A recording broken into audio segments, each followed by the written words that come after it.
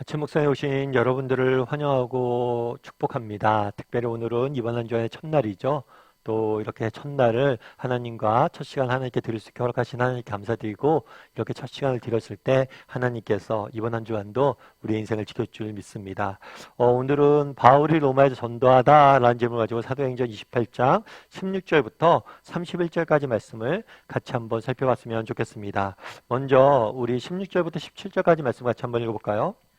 우리가 로마에 들어가니 바울에게는 자기를 지키는 한 군인과 함께 따로 있게 허락하더라. 사흘 후에 바울이 유대인 중 높은 사람들을 청하여 그들이 모인 후에 이르되, 여러분 형제들아, 내가 이스라엘 백성이나 우리 조상의 관습을 배척한 일이 없는데 예루살렘에서 로마인의 손에 죄수로 내준 바 되었으니. 예, 드디어 바울 일행이 로마로 들어가게 됩니다. 로마로 들어갔을 때 바울에게는 어떻게 했다고 그랬어요? 자기를 지킨 한 군인과 함께 따로 있게 허락하니, 아마 바울이 이미 재판을 받은 상태가 아니에요. 그렇기 때문에 재판받기 전에 바울을 구금해 두는데, 감옥에 넣은 게 아니라 아마 가택연금식으로 특정 지역의 집에서 조금 자유를 주면서 좀 누릴 수 있게, 사람도 자유롭게 만나고 재판받기 전에 준비할 수 있도록 허락을 해준 것 같아요.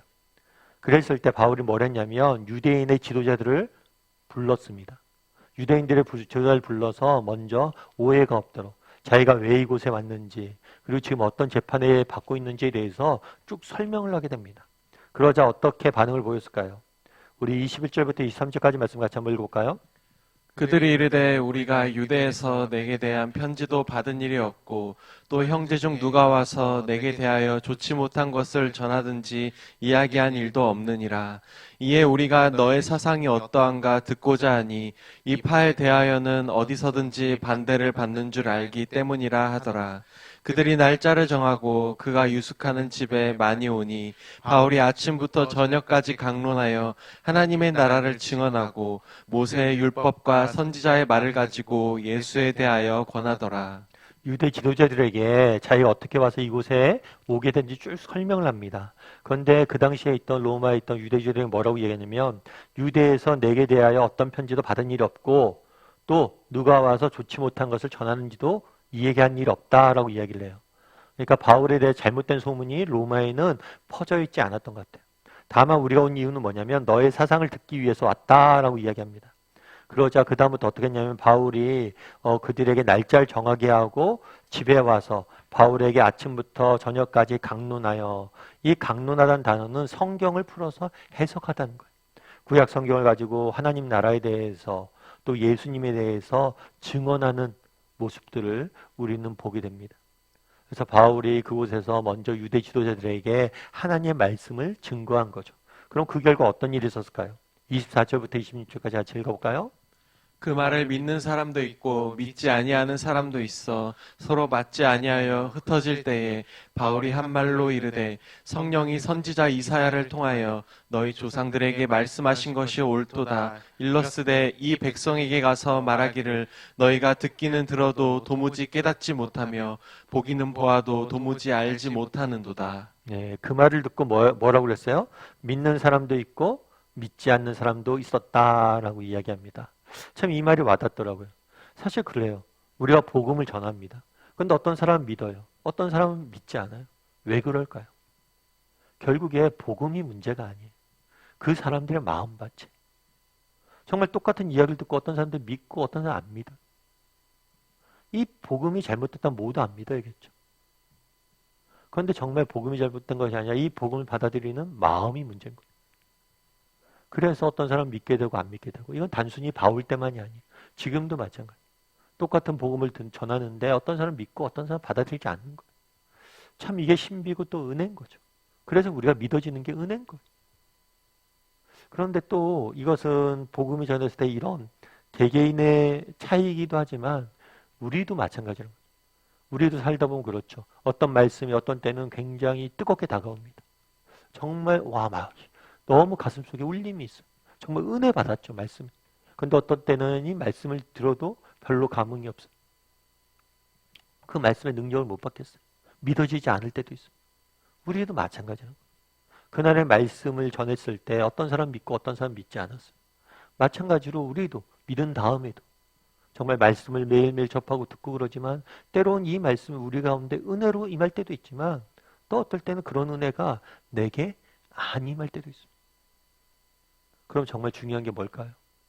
중요한 것은 이 말씀을 가까이 한다는 거예요. 바울도 마찬가지예요. 말씀을 전했는데 이것들을 믿을 수도 있고 안 믿을 수도 있잖아요. 그럼에도 불구하고 바울은 이것들을 한 번만 경험한 게 아니에요.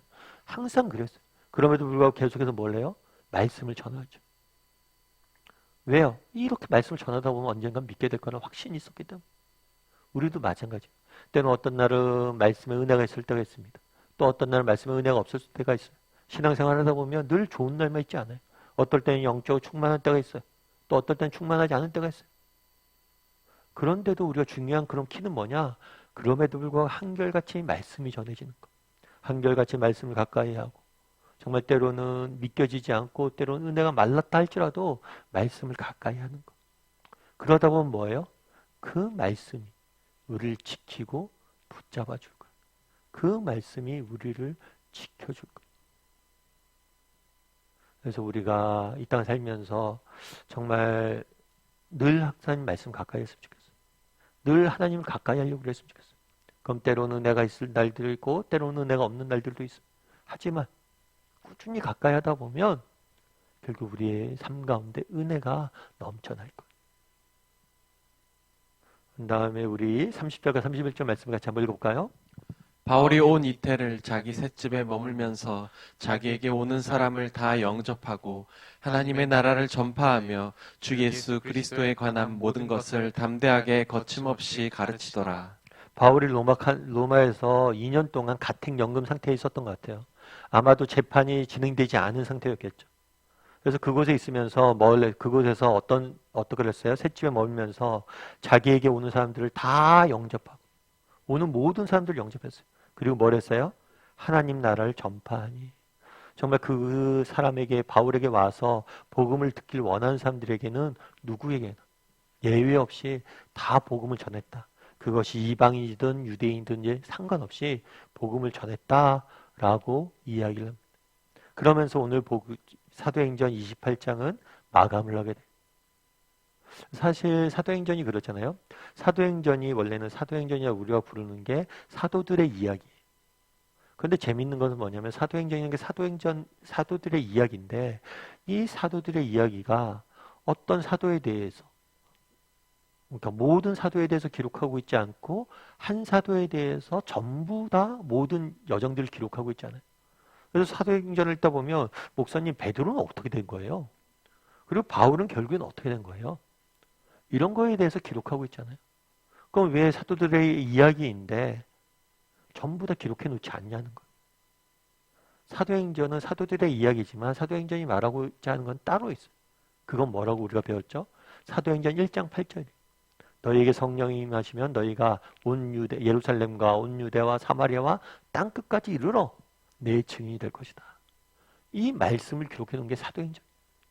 어떻게 복음이 예수님의 부활에 대한 소식이 예루살렘과 온 유대와 사마리아를 넘어서 땅끝까지 전해졌는지. 초반에 베드로를 중심으로 그 다음에 빌립을 중심으로 사마리아에 전해지고 바울을 중심으로 땅끝까지 전해졌는지에 대해서 기록하고 있다는 거예요. 따라서 이 사도행전은 여전히 뭐예요? 지금도 진행 중이고 지금도 기록되고 있어요.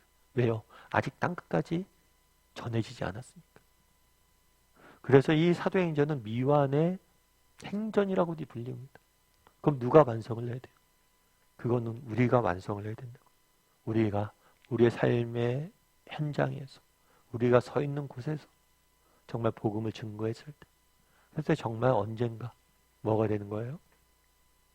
온 세상에 복음이 가득한 그런 나라가 된다는 것. 그것들을 기억했으면 좋겠어요. 그래서 우리가 청년 때 사도행전을 하면서 우리가 사도행전 29장을 우리가 쓰자고 막 이렇게 이야기했던 적들도 있었던 것 같아요. 사도행전은 미완의 복음입니다. 왜냐하면 땅끝까지 복음이 전하는 것이 우리의 사명이기 때문에. 그래서 우리도 이 사도행전을 우리의 삶 가운데 기록했으면 좋겠어요. 내가 서 있는 이곳에서부터 여러분이 서 있는 가정에서 또 뭐예요? 직장에서 또 교회 공동체에서 지역사회에서 정말 복음의 증인으로서 살려고 노력할 줄 아는 사람이 되었으면 좋겠다는 생각이 있어요. 여러분 장영희 교수님 한 분이 계세요. 이분 같은 경우에는 영문학 교수이고 에세이를 써서도 이렇게 많이 알려진 분이에요. 이 교수님이 쓴 에세이 중에 그런 에세이가 있어요. 에세이 제목이 뭐냐면 살아온 기적, 살아갈 기적. 내가 살아온 것도 기적이고 살아갈 것도 기적이다. 그렇게 이야기했던 이유가 뭐냐면 이분은 태어난 지 1년 만에 소아마비가 걸리게 돼요. 그래서 양다리를 못 써요. 휠체어 신세를 주고 평생을 썼어요. 지금은 장애인들에 대한 우리가 사회적으로 많은 그런 혜택들도 있고 돌봄도 있고 그렇지만 그 당시만 해도 차별이 너무 심했어요. 그래서 심지어 대학교를 가는데 대학교에 입학시험 볼 수가 없어요. 장애인들은 안 받는다는 거. 너무 안타까웠죠.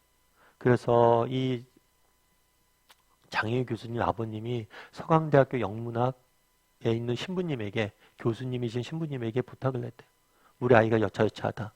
그때 그 신부님이 아니 장애인이라고 시험을 못 보면 어떡하냐고 우리 학교 보내라고. 그래서 시험을 쳐서 합격을 해서 석사도 하고 박사도 하고 나중에 교수까지 지내셨던 분이에요.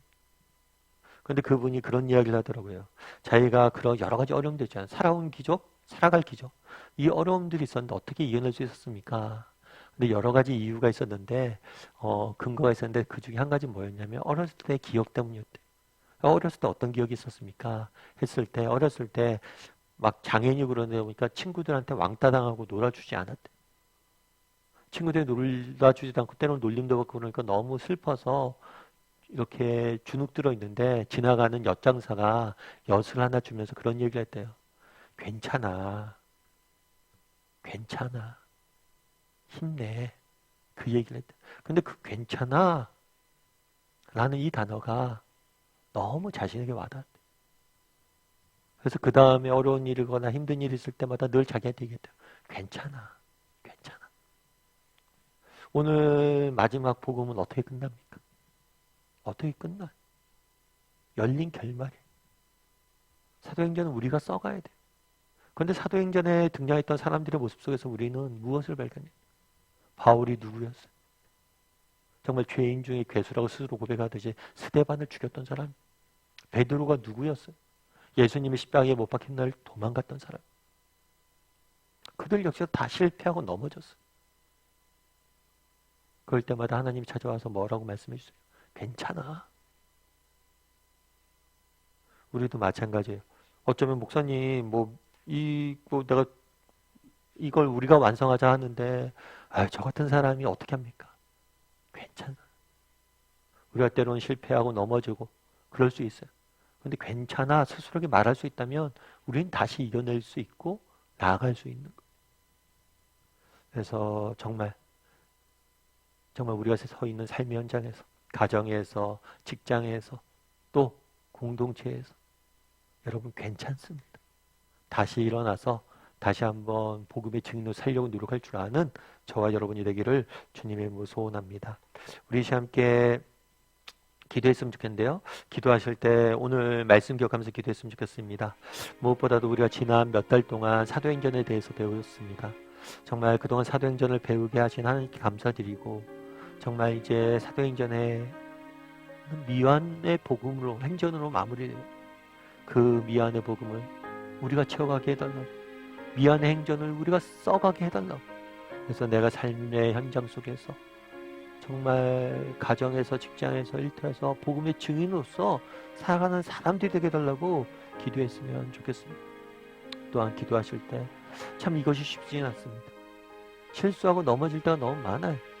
그럴 때마다 정말 우리에게 괜찮다, 다시 하면 되지 라고 말씀하시는 하나님을 바라보게 도와달라고, 그리고 내 자신에게도 괜찮아 이야기하면서 다시 한번 도전할 줄 아는 사람들이 되게 해달라고, 그리고 서로를 그렇게 격려할 줄 아는 사람들이 되게 해달라고 이 시간 목소리로 같이 기도해 주시고, 또 오늘 하루 또 이번 한 주간 세상 속에서 살아가야 되는데 하나님이 주시는 은혜로 승리하는 한 주간이 되게 해달라고 이 시간 목소리 같이 기도하도록 하겠습니다. 같이 기도하시겠습니다.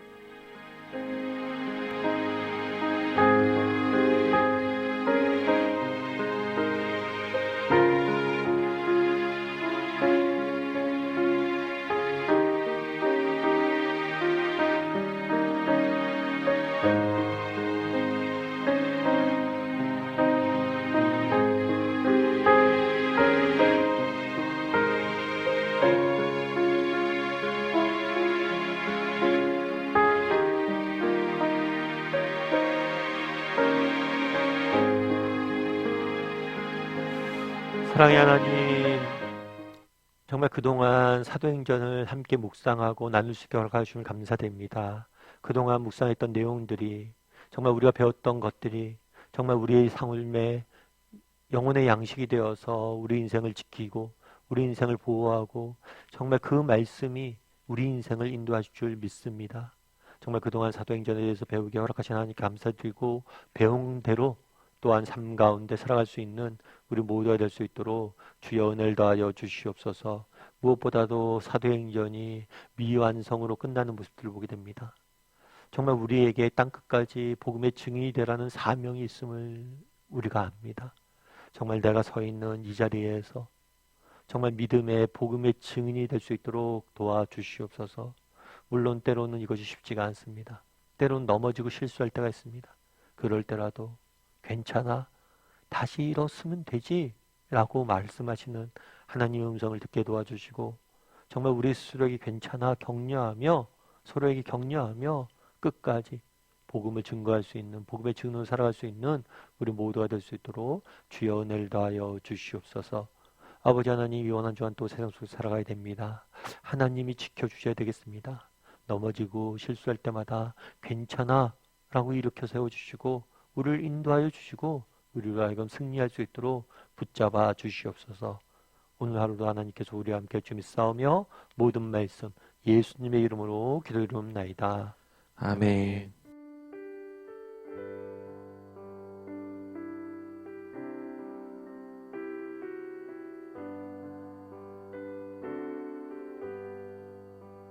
내 영혼이 은총 입어 중한 죄짐 벗고 보니 슬픔 많은 이 세상도 천국으로 화하도다.